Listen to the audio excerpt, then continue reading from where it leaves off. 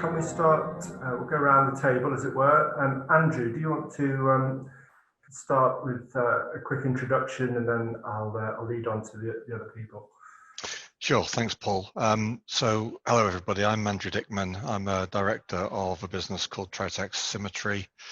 We're a specialist developer and investor in the logistics property development market. The business is 87% owned by Tritax Big Box REIT, which is a London 250 listed FTSE business. And our job is to identify land, take land through the planning process, deliver buildings to and for occupiers on that land, and then harvest the income from those properties to feed the dividends of the REIT. And I was told this morning, reminded that we actually set the business in Manchester up 8 years ago today. So it's quite a happy coincidence. Very good. Thanks. Amy, can I come to you next? Yep, certainly can. I'm Amy Gillam, Director in the Economics team at Turley. So my work largely revolves around anything to do with the planning system, but from an economics angle.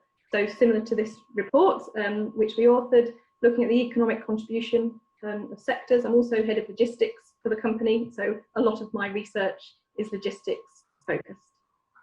Superb, thank you. Catherine? Hello, I am Catherine Fernhead of Addleshaw Goddard. I'm a partner and co-head of the logistics subsector there. So from the legal side of things, and also Addleshaw Goddard are a founder member of the Northern Powerhouse partnership. So I am also representing them today. Wonderful, thank you. Jason? Hi, I'm Jason Print. I'm a partner at Gerald Eve in Manchester, heading up the industrial and logistics department there. Acting for developers and occupiers in disposing and acquiring industrial and logistics space. Excellent. Martin? Hi, I'm Martin Chapman. I'm the Regional Customer Excellence Centre Director for a distribution arm of Croda Europe Limited, which is a subsidiary of Croda International, a FTSE 100 company. So I'm kind of representing the sort of manufacturing operational end of you know, the end user, as it were. Yeah, sure. That's great. And Matt? Hi there, I'm Matt Claxton, Planning Director at Tritax Symmetry. I work closely with the development directors within the Manchester office, delivering various logistic schemes across the Northern Powerhouse area. Thank you. And Andrew, if I can start with you, if you can begin by telling us where this report came from and why it matters. So the reports are, in our view, a significantly valuable piece of work, and the genesis of it was a piece of work that Amy did in, I think I'm right in saying 2015, for the British Property Federation, which was looking at the trends around warehousing and, as a subset of that, its employment in the UK as a whole. Matt and I were talking during 2018 about a specific problem that we encounter on almost every site that we try to achieve planning on, and that is the failure of understanding of what logistics really is and the job and employment opportunities within it, and the different skill sets that are represented in it, and the number of work streams, and wanted something that was independent, intelligent, and manageable in terms of information provided to give to lay people who aren't necessarily part of the planning process but may sit on planning boards and opinion makers, that would guide them towards an understanding of what logistics employment really means as opposed to what they think it might mean. So we asked Amy and Turley whether they could do that piece of work for us, and in fact asked them to do it for the UK as a whole, but specifically for the Northern Powerhouse sector, because we believe that the geography has significant growth potential, and we wanted to inform in that geography. We teamed up with British Property Federation as well, because they were the owners of the first piece of work, and it seemed sensible and right to include them. They were pleased to be included. And we also teamed up with the Northern Powerhouse Partnership, who equally view the work as valuable and useful as a tool to inform and to help to build a more positive view of logistics than perhaps some people have. We asked Turley to do it. Amy went away and spent the time doing the research from an economic, geographical point of view, and also we inputted with some property stuff too. And the report was authored, and we've been using it ever since to actually some really significantly good effect. So that's the sort of the story to how we got to here. Yeah, superb. And Matt, did you want to add in terms of drilling down into some of the detail and the standout stats from the report? Yeah, I can do. Just, I'm sure we'll get into it as we go forward through this conversation. But as Andrew mentioned, this really came from this previous guidance and research documents out there over the last few years, just highlighting just how important logistics is to UK economy and playing a pivotal role in that. So we wanted to understand how that works in the Northern Powerhouse area. So this report really looks at all the sort of positives that logistics delivers to the Northern Powerhouse area and also individual local authority areas. So from the research, we're looking at an 80% growth in the number of logistic businesses in the Northern Powerhouse area since 2014. And there's now 23,000 logistics businesses in the Northern Powerhouse, which is quite a significant increase from 2014. The number of employees has obviously increased 24% since 2013. And we're now looking at somewhere in the region of around 263,000 people just in the Northern Powerhouse employed in logistics. Alongside that, there's been a significant increase in the sort of type and range of jobs that have come forward as logistics businesses evolve. So this document really tries to re-educate people in that this isn't just about two men in a warehouse. There's all kinds of jobs, IT, operatives, managers, and that then leads on to salaries, and average salaries in the logistics industry are above national average. So you can already see the major benefits that are coming forward with logistics. But the report then goes on to identify that there are stumbling blocks to the industry growing further, and that's largely related, unfortunately, to, well, shortage of land supply and a limited stock, but also the planning system, which to date hasn't fully accepted the true power of the logistics industry and its contribution to the UK economy, particularly the Northern Powerhouse in this case. Absolutely. And Amy, as author of the report and other reports for BPF that precede this, what would you say some of the sort of key findings are that you would point to for sort of making this case? The Northern Powerhouse point, the key thing for me in terms of a scene setter is that, well, first of all, for context, and I'm sure everybody is aware, but the Northern Powerhouse covering 3 regional areas, North West, North East and Yorkshire and Humber. And actually across those areas, with a particular focus on the North West and around Manchester, the area actually accommodates a third of England's floor space and number of warehouses for the whole of the country. So it's not insignificant, and it definitely means that there's a real impetus and real need, Matt and Andrew have outlined, to actually recognise this as a very valuable sector and to make sure that the right planning and policy is in place to actually enable it to deliver. And I think one thing for me is that the timing of this particular panel session, given that in the time since the report was written a few months ago, we've obviously gone into a very different world, a very different way that we operate.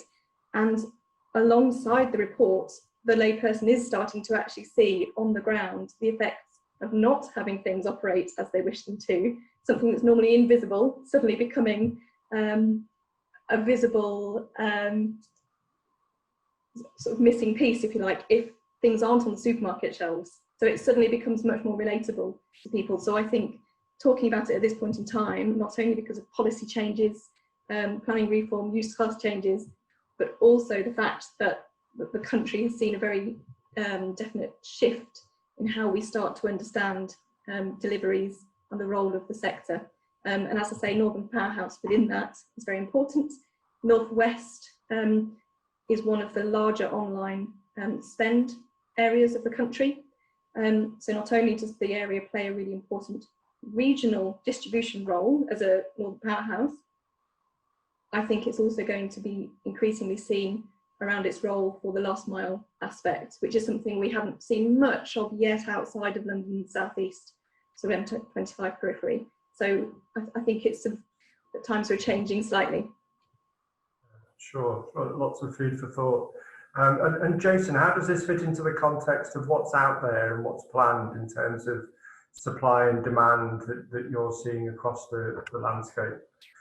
It's probably easiest to talk about demand initially. I mean, as Amy was saying, people are noticing the problems of when the supply chain goes wrong.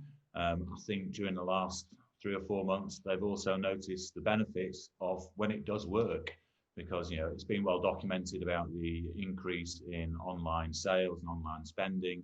I mean, it's gone from 7% of total retail sales in 2010 to 21% at the start of this year, and then the last 6 months it's jumped to 30%. I mean, we act for clients, and one of our clients is saying that in the last 3 months they've had 5 years growth in 3 months. So you can guess what's happened to their demand. It's skyrocketed, and that is a similar picture for, I would say, virtually all the online retailers and their associated suppliers as well. I mean, at the end of Q2, I think nationally take-up was up 17% on the same period last year, 14 million square feet. And again, it's been well reported that Amazon in Q2 alone this year either agreed deals or secured planning permission for over 6 million square feet in 1 quarter, which just shows you, the growth of the online market. Some people say, oh, well, it's not all going to stay like that. It's at 30% now. Will all of it stick now? Probably not. Will 95% of it stick now? Probably. And is it going to stop there? No, it's just going to keep growing, because, I mean, it comes back down to human nature for me. I'm pretty old, hence the grey hairs on the beard. And in the last few months, I've done online shopping, and it's dead easy because more people are working from home more often. So doorbell goes, pick up your parcel. So I'm going to keep doing it, and I'm not the only dinosaur that's just got into it. There'll be loads of other people that'll do it. So that market is just going to go from strength to strength to strength. So that's on the demand side of things. On the supply side of things, that demand has led to a lot of deals.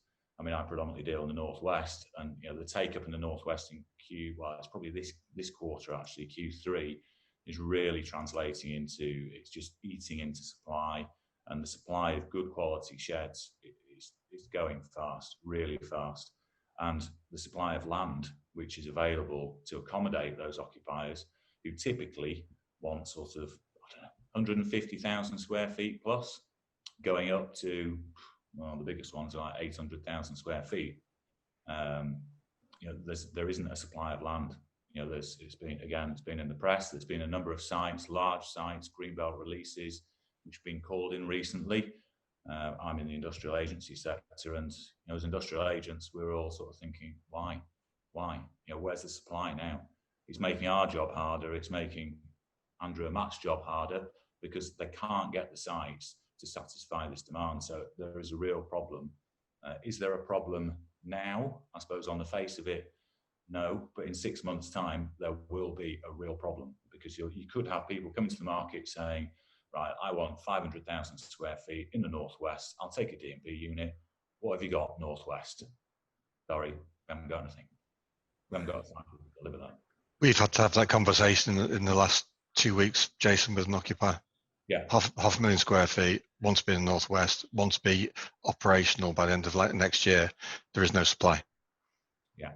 So it's a massive problem for the market, supply side. Demand side's great, but you can't satisfy the demand if you haven't got the supply. It seems absurd to get to that situation where the economics would suggest the supply should be there. So, Martin, I just want to come to you. Could you just tell us a little bit by way of introduction about Croda and also about some of the strong values that underpin the way that you operate the business and your sites, please? Yeah, sure.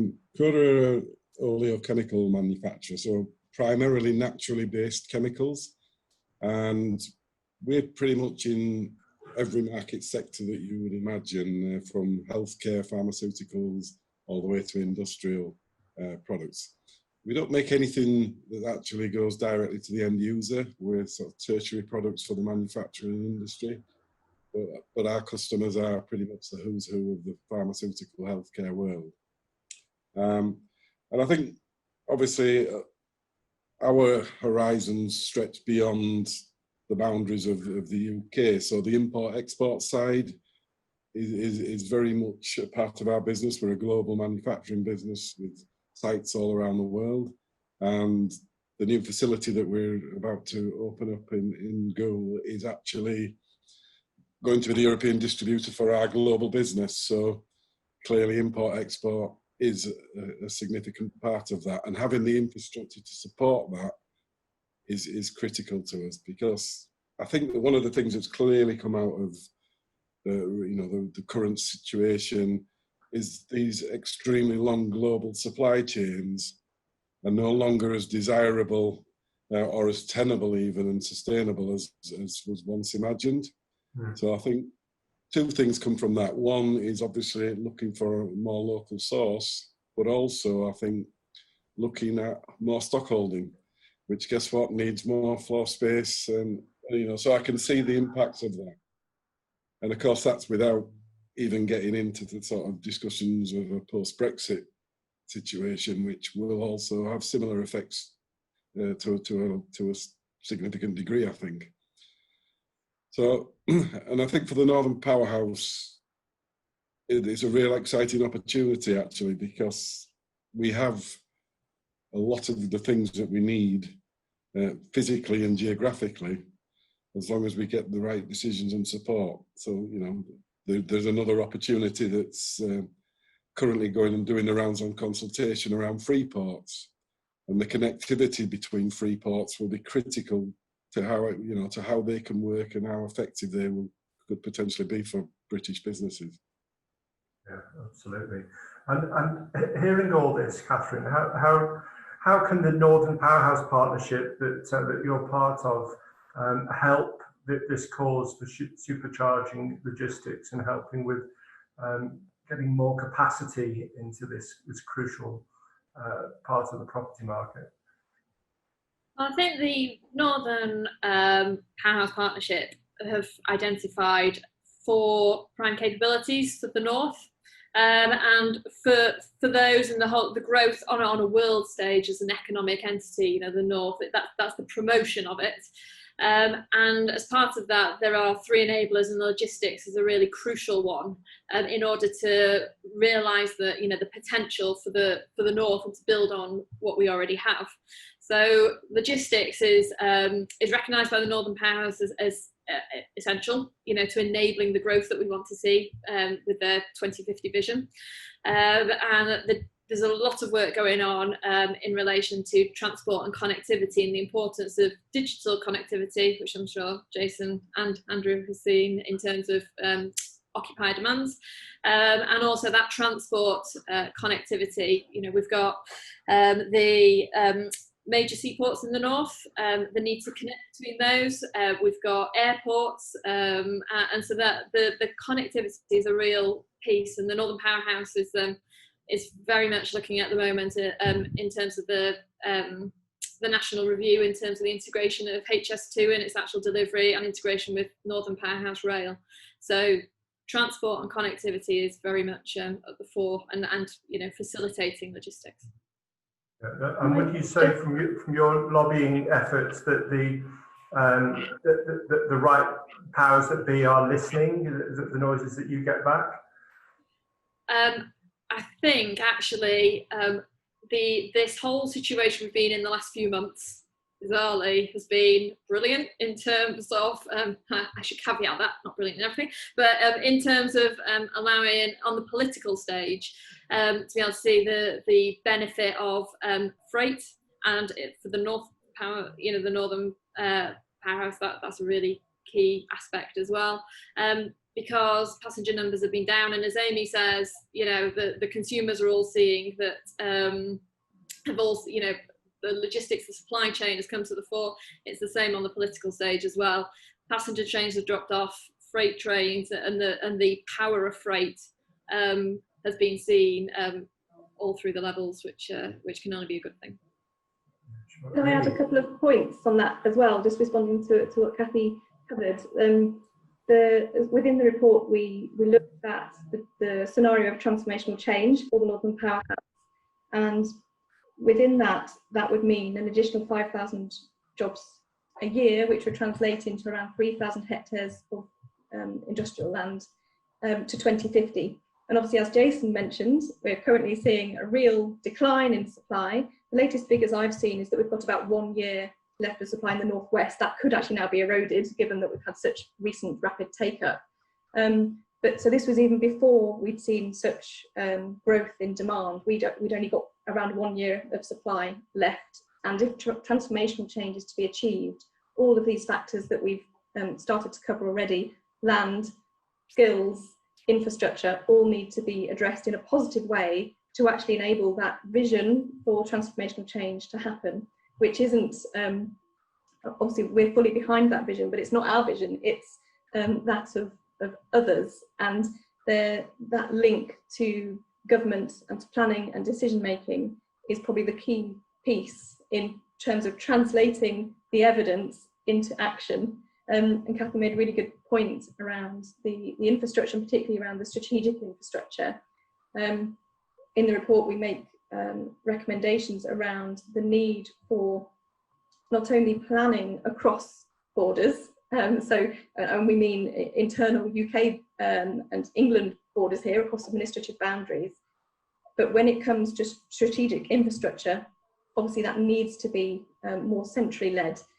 And there's issues around not only ports and enabling the connectivity there to encourage modal shift, which is also a government objective, but also around strategic rail freight interchanges, which we know can take a very long time to get through planning, even if there's a policy objective from national government supporting them.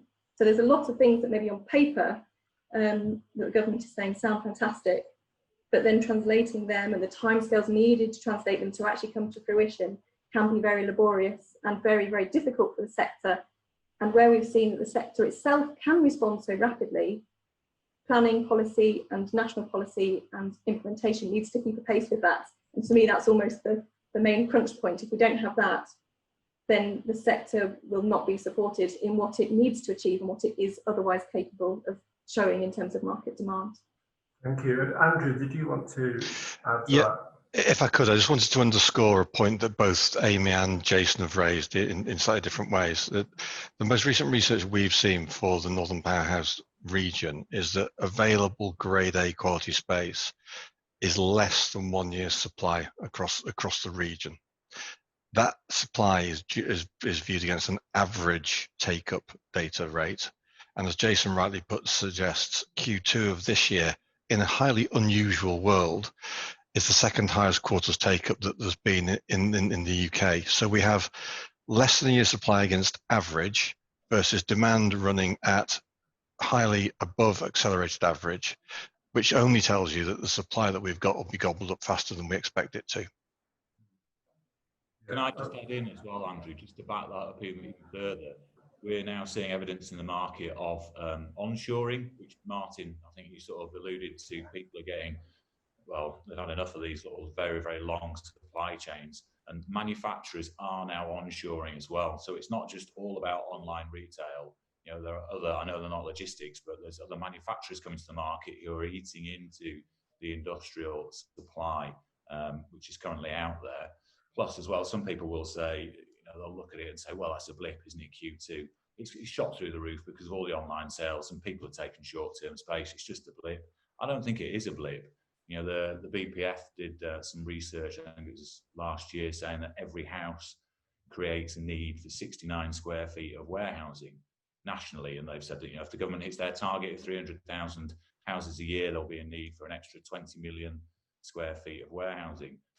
I wouldn't be surprised if that 69 square feet has gone up as a result of coronavirus and COVID-19, because people are doing more online shopping. That was probably based on online sales being 20% of the total retail spend.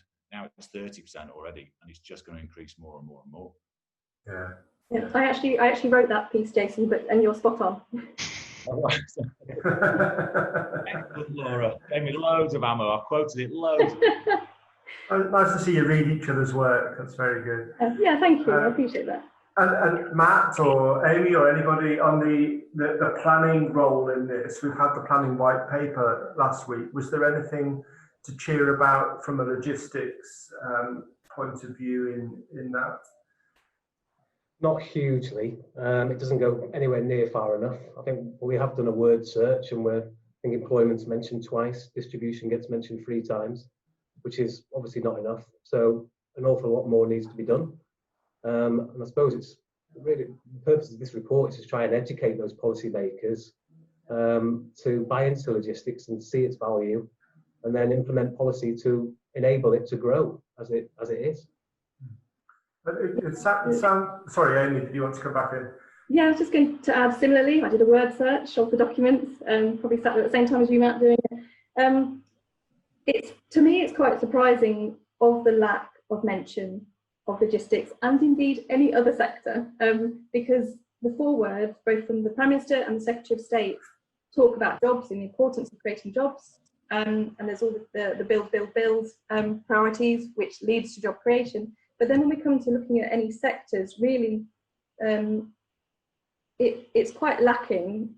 And the requirements for looking at employment land, for example, there's a mention that the old way or the current way that things are done isn't good enough to look at business needs, and that under the reforms, then there's a requirement to be forward planning 10 years to meet your business needs. But while the standard methodology for housing is mentioned, obviously that's been something that's been talked about for a number of years now, there's no indication of any improvements to how employment land will need to be assessed. And what we've found over recent years is that guidance has actually been stripped back so much that local authorities can take a number of ways to come to a number, and there needs to maybe be a little bit more of a solid guidance in there. So I'd definitely encourage anyone interested in responding. Consultation open until 29th of October. I think there's definitely areas that the industry, logistics specifically, can make around the need to appropriately address employment needs. Sure. And Martin, what would you say to any council representatives or their advisors that would be watching about the skills base that you do typically get in a modern logistics or manufacturing employer such as yourselves?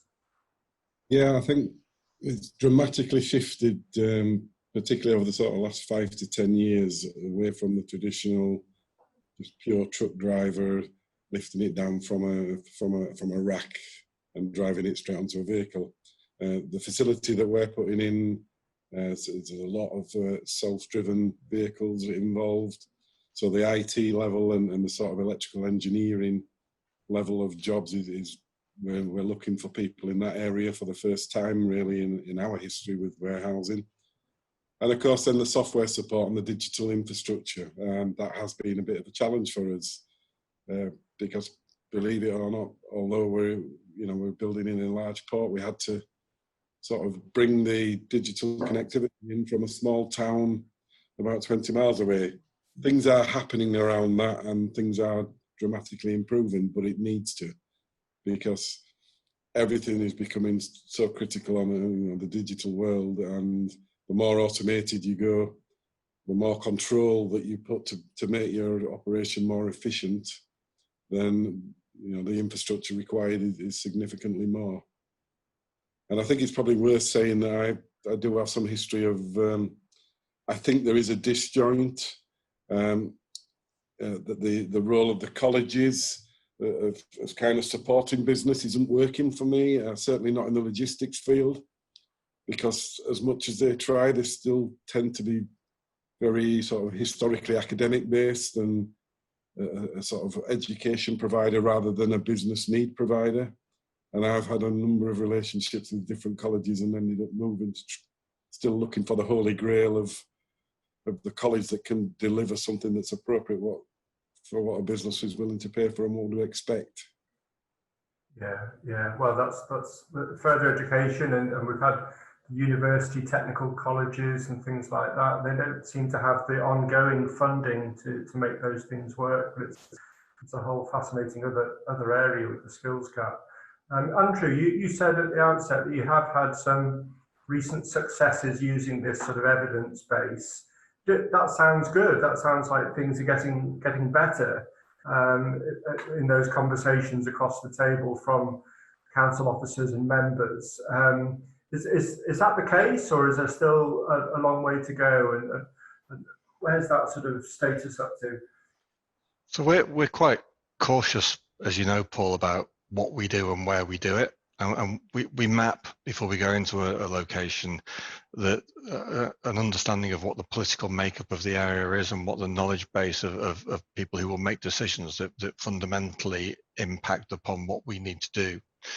And we then use documentary evidence, third-party reports like Amy's report, we use to try to inform and try to encourage people to understand that what we're trying to achieve will achieve good quality employment quickly for the people of their borough and relatively prompt rates generation as well. And there is a degree of the scales coming away from the eyes, but it's not an easy political sell always to deliver a large-scale industrial building into a setting that might be agricultural. People don't like change. To give you a sort of slightly, hopefully interesting anecdote, we were delivering a building for Amazon into Darlington, and it's a 1.5 million square foot building, and it employs in excess of 2,000 people. These are all good news stories. However, it's a green field that we developed it on, albeit allocated, but there were still people who objected on the basis that an allocated site for distribution shouldn't be developed for a distribution use because they didn't want one. And we then got a phone call from the BBC one Wednesday evening saying they were going to site and they wanted to do a story about our development. And we were quite anxious about them going to site and running cameras over the development and running a bad news story for us, because we're sensitive to those sorts of things. The BBC actually went to site and ran their film and then produced a story that night on Look North about how fortunate Darlington was because the Marks and Spencer's in town was closing and the House of Fraser in Stockton-on-Tees was closing, and thank goodness there'd be jobs for all the people who wouldn't be working on the retail sales floors of those buildings. And it was a really interesting change of emphasis for me that it wasn't being reported as, and here's another developer putting a blot on the landscape. It was suddenly, hang on, we've got somewhere for our people to work.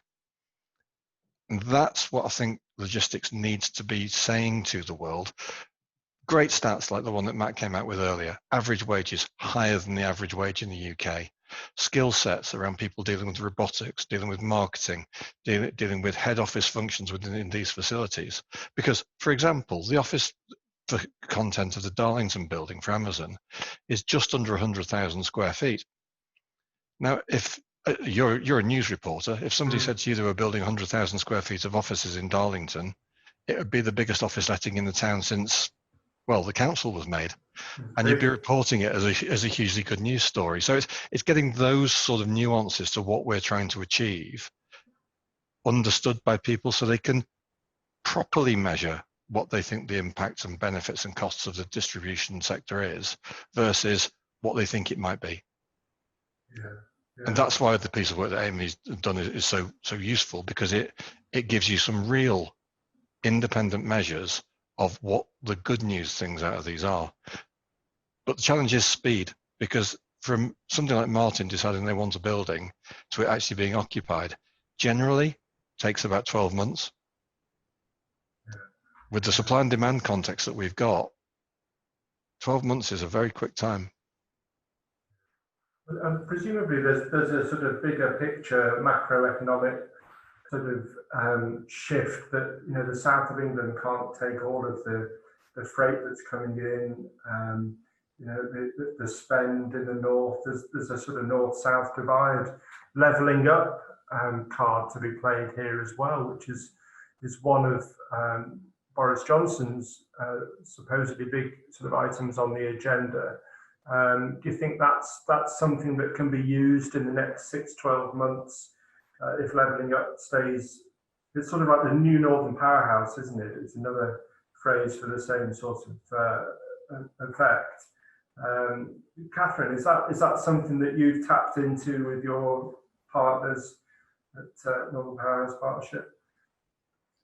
In terms of the levelling up, I mean, the promotion of the North as an as an entity is obviously why the Northern Powerhouse Partnership was set up in 2016, and the North-South divide is a funny one when it comes to logistics. It was more golden triangle, that was always the talk, sort of 5-10 years ago or more. Andrew would know better.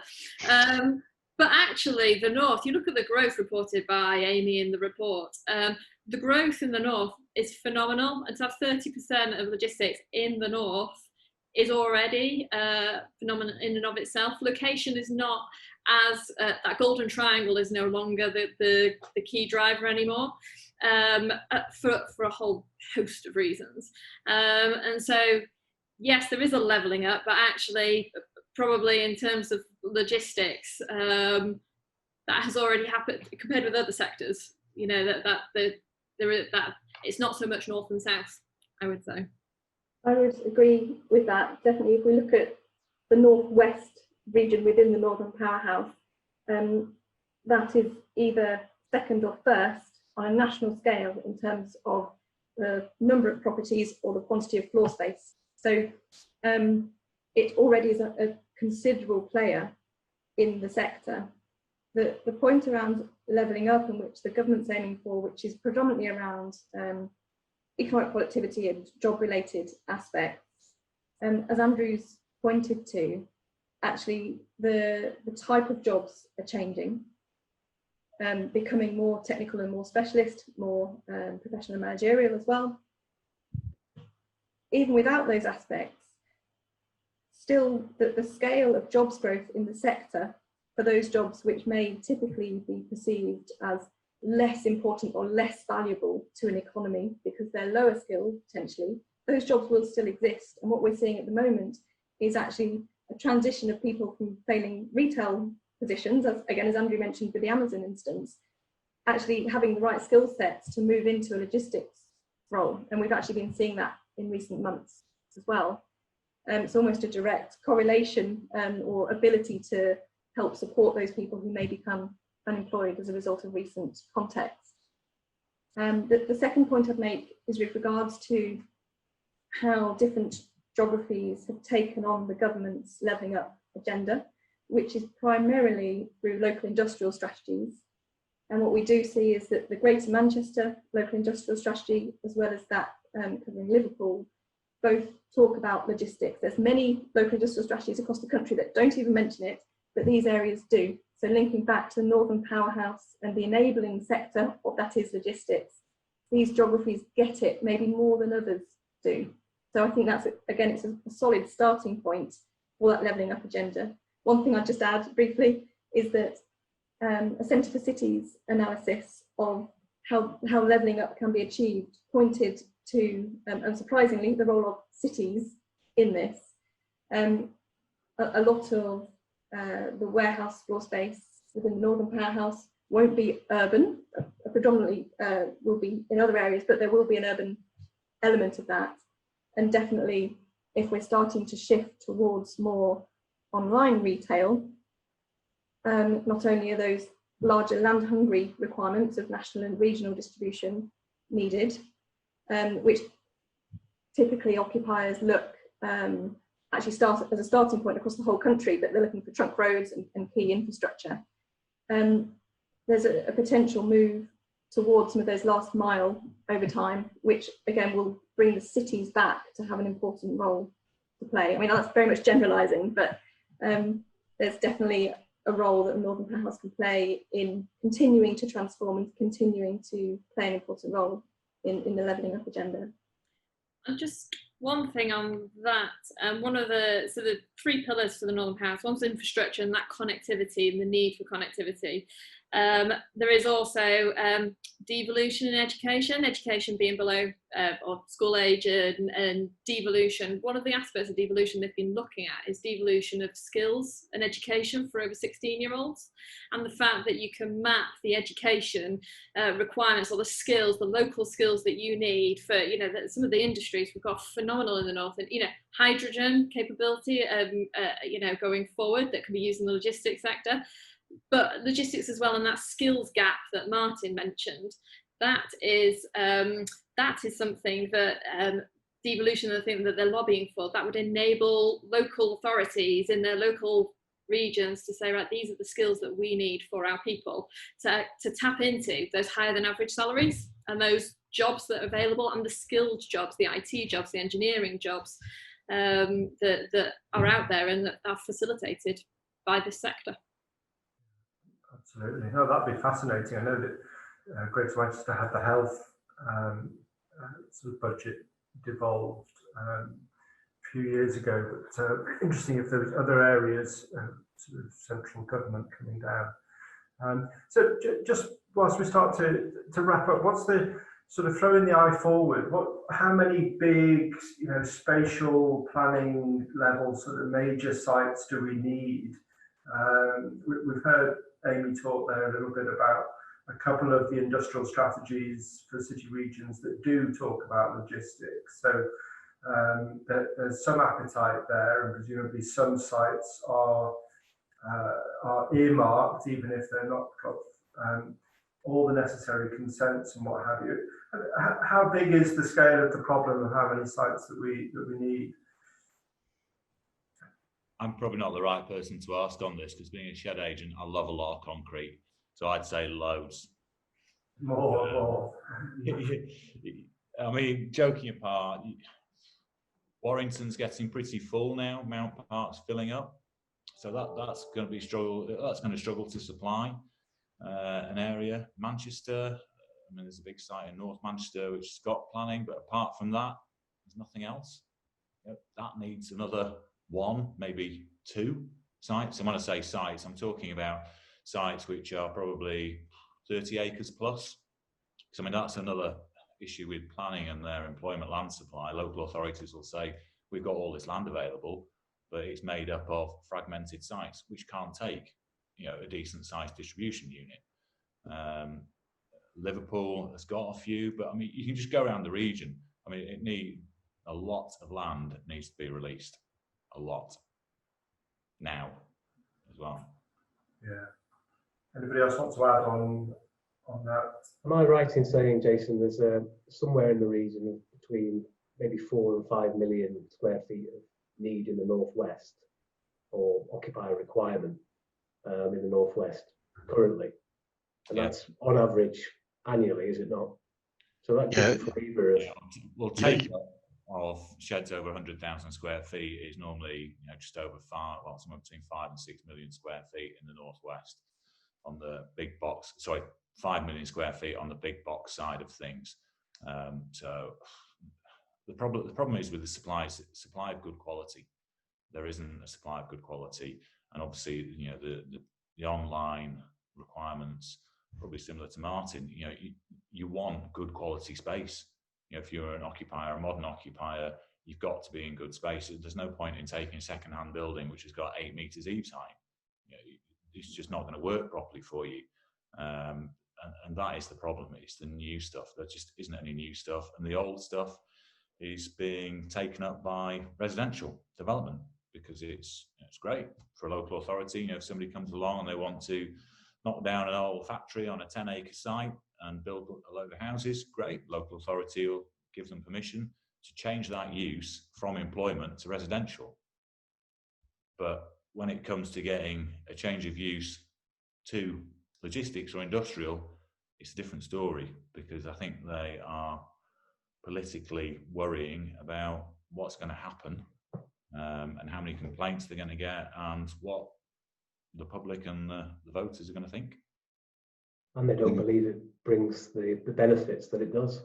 Yeah, absolutely. And that's our job, to re-educate them through documents such as this. But I think you've raised an important point, is that actually what the warehouse looks like is changing dramatically as well. And it's much more, in a lot of industries, bespoke requirements. So there were some very key features that we needed that just wouldn't come with the standards off the peg warehouse. So it is a challenge in terms of even repurposing old warehouses for some uses. I'd add to that as well, as Jason mentioned, around the fragmentation of sites, in terms of lots of small sites and not enough big sites. Similarly to as Martin said, sites that exist, whether or not they've been built on already or are allocated, have to be in the right place. Otherwise, they're just as redundant as a fragmented set of provision. You need to recognise that the sector has very specific locational requirements, which all come down to cost, either of deliveries, whether they are local or across a national geography, but also access to labour, which is one of the major costs for occupiers as well. So it needs to be almost in a sweet spot of the right locational factors. You can't just allocate any land anywhere for the sector to be able to use it efficiently.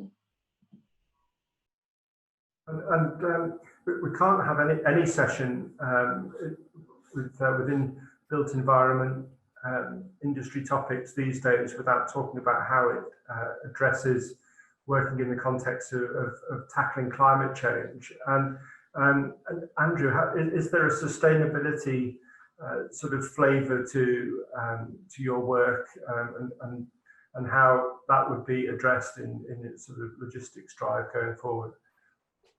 There is, Paul. I mean, we've looked very carefully at what we're doing to the environment from the context of our buildings use a lot of steel and a lot of concrete, and those two things create a lot of carbon. So we made a commitment earlier on this year that all of our new buildings will be net zero carbon in construction, and we hand them over to occupiers such as Croda on the basis that they have a zero carbon cost to the planet through our work and effort. And we work very carefully with those occupiers to try to minimize carbon created through the use of the building. And as Martin said, Croda, highly ethical organization, have some very significant desires around managing their environment, which Martin can talk to. But yeah, we've made a commitment. We'll stand by that commitment, and we'll deliver our buildings to net zero carbon in construction. We think we're the first large-scale warehouse logistics developers to do that, but we know others will, and we're actually happily collaborating with one of the other big names in the sector to help them get to the same place, because we think it's just the right thing to do. Absolutely. Martin, did you want to add anything to that? Yeah, I think, particularly for us, UN SDGs are now driving a lot of our targets. So we're looking to be land and people and climate positive by 2030. And so all of these things are a significant contributor. And obviously the more people like Andrew and so on can help us get to that point, then the better for us, ultimately, and the better for everybody. Yeah, that's great. That sounds like a good place to end on that sentiment. Thanks everyone for taking part. Thanks Tritax Symmetry for asking us to organise this today with Place Northwest. Yes, we will be publishing this next week. And if anybody wants to get involved with us in other similar activity or has news to send, then please do feel free to reach out to me or Laura or any of the team. Place Northwest, all our details are on the website, and can help tell your stories in the coming months. But thanks everyone. I thought that was a brilliant debate.